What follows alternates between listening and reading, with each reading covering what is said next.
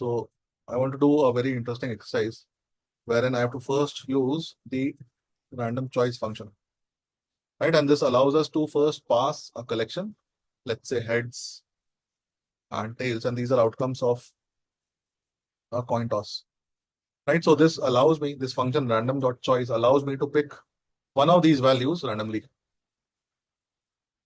I can pass any collection inside this function, random choice, okay? And this will allow me to pick any of these single value randomly. So if I put 1, 2, 3, 4, 5, 6, which are all the outcomes of a die, right?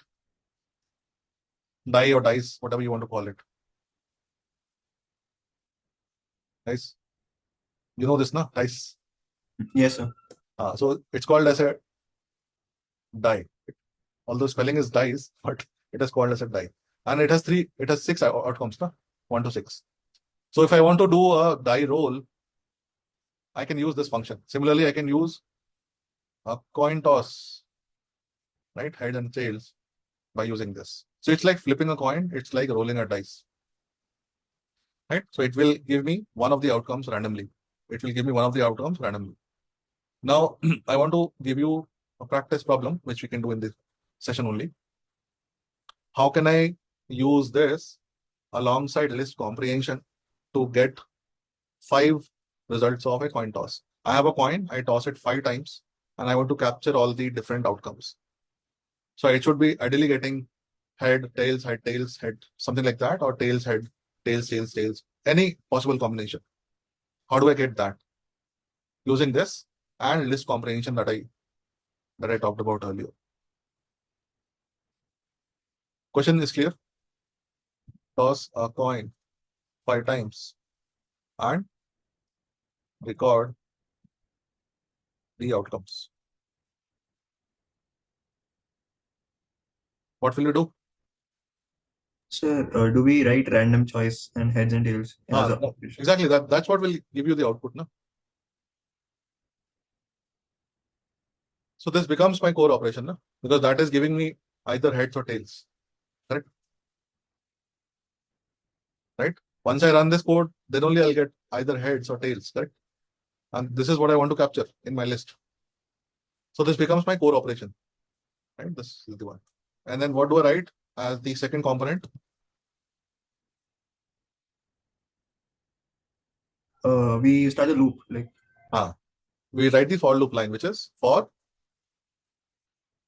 some variable I in what range. range 5. Yes. Right? So this is again doing the same job. This part highlighted is again doing the same job. What job?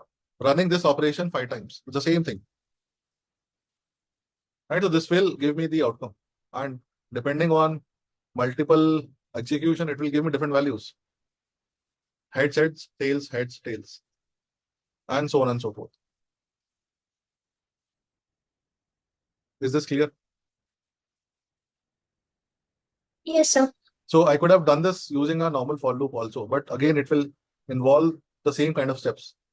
Defining a blank list, then this second line is common, then applying the append operation. Right? So instead of doing all of that, I can do something simpler, which is this. So I think it's more about practice. Just introducing the concept will probably not give you a good command. Start writing these operations on your own and you will get there.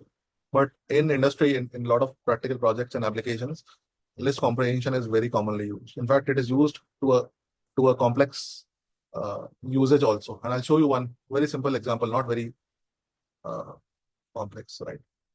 So let's say we have a list of random numbers, right? Again, I'll create manually, and next time I'll stop creating manually, right? I'll put some numbers.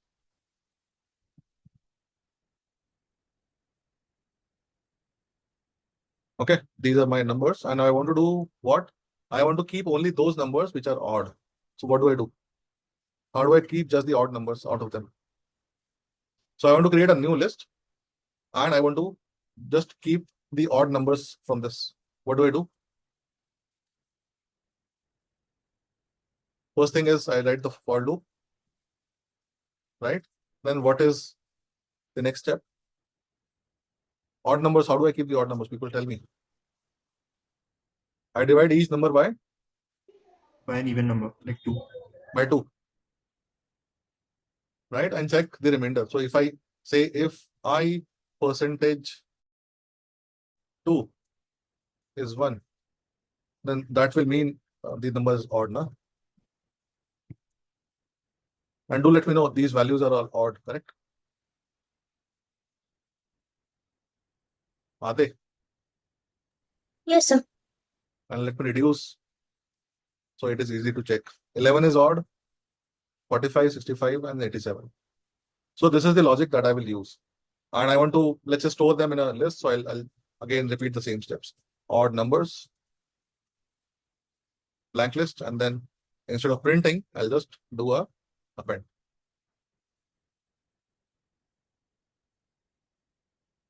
Right? So same values now captured here. Now what could be the list comprehension way of writing the same thing? And just to tell you, we have a if conditional statement also, unlike earlier. So in practical scenarios, often list comprehension is used alongside conditional statement. And can someone tell me roughly the structure? What will I write? Roughly. Tell me, what is the core operation you're performing here? If I modulus 2. Core operation is this, appending. Keeping I, that is the core operation. This is just filtering, right? If you remember earlier, whenever we did append, the core operation was a part of the append. Here. So that is the core operation that you're doing on every element, correct? In this example, the core operation is just keeping the value, doing nothing else. And this is just a check on the value. You with me? Yes, sir. Right, so I'll again do the same thing. I'll write the core operation like that only, I. Then I'll write the for loop line. And then I will write the conditional statement, which is this. Right, so the structure of list comprehension is very well defined. First, you write the core operation, followed by for loop line. And if at all there is conditional statement required, you write that. Okay, and let's see. It does give us the same answer. So in terms of goal, this is where you want to be. Right, and that is where that is how you can start understanding the codes, let's say project codes or some assignment codes, which are more industry relevant. Does it sound complicated? I don't think it is complicated, right? It is probably new, and I think that's all about it.